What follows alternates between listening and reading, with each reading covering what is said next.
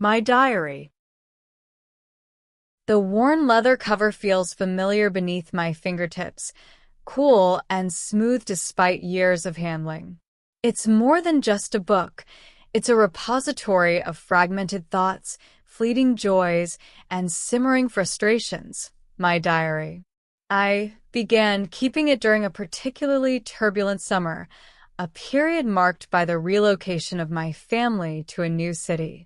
Initially, entries were sparse, mostly logistical details about unpacking boxes or descriptions of the unfamiliar landscape. However, as loneliness crept in, the diary became a confidant, a silent listener to anxieties I couldn't articulate to anyone else. It wasn't about crafting eloquent prose. It was simply a space to vent, to process the upheaval without judgment.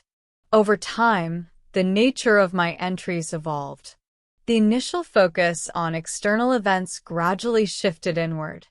I started dissecting interactions with new classmates, attempting to decipher their motivations and gauge whether they genuinely welcomed me or were merely polite. There's an entry from October detailing a seemingly innocuous conversation at lunch where I meticulously analyze a girl's body language, the slight hesitation before offering to share her fries, the quick glance away when I spoke about my previous school. It reads like a detective report, filled with speculation and self-doubt.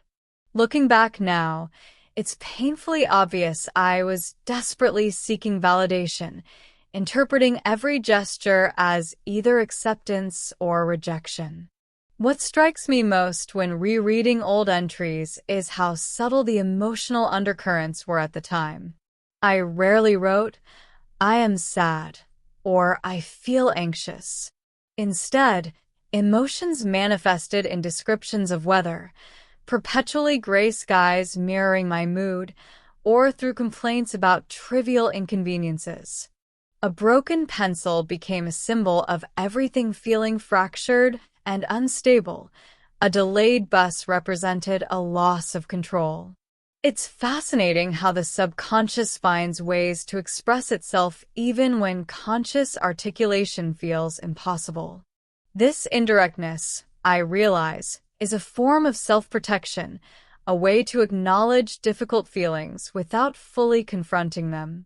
The diary isn't solely a chronicle of negativity, though. There are bursts of genuine elation, descriptions of discovering a hidden bookstore, the thrill of finally mastering a challenging piece on the piano, or the burgeoning friendship with Maya, who eventually became my closest companion. These moments, often brief and unassuming, stand out like beacons in the darker passages. They remind me of my resilience, my capacity for joy even amidst adversity. It's comforting to see evidence of growth, to trace a path from initial isolation to a sense of belonging. Ultimately, my diary is a testament to the power of introspection. It's a space where I can grapple with complexity, acknowledge vulnerability, and ultimately understand myself a little better. While it may never be intended for public consumption, its value lies in its honesty, a raw, unfiltered record of one person's journey through adolescence. The act of writing itself is therapeutic. It allows me to synthesize experiences, identify patterns, and move forward with greater self-awareness. Vocabulary list.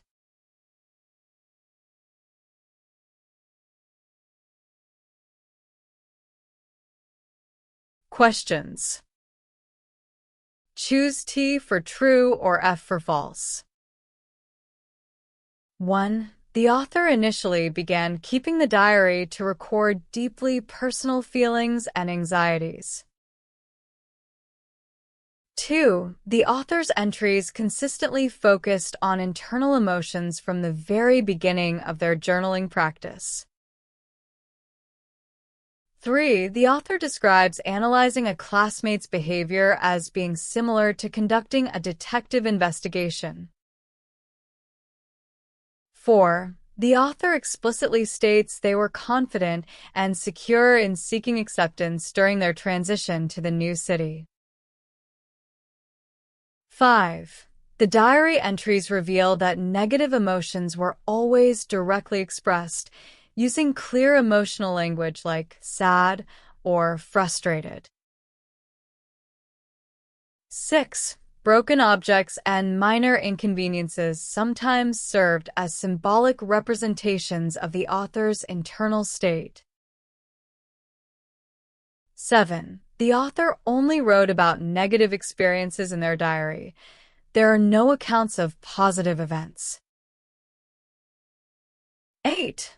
Maya played a significant role in helping the author adjust to their new environment and develop a sense of belonging. 9. The author believes that writing in the diary is primarily valuable because it creates content suitable for publication. 10. The passage suggests the act of journaling helps the author process experiences, recognize recurring themes, and gain self-understanding.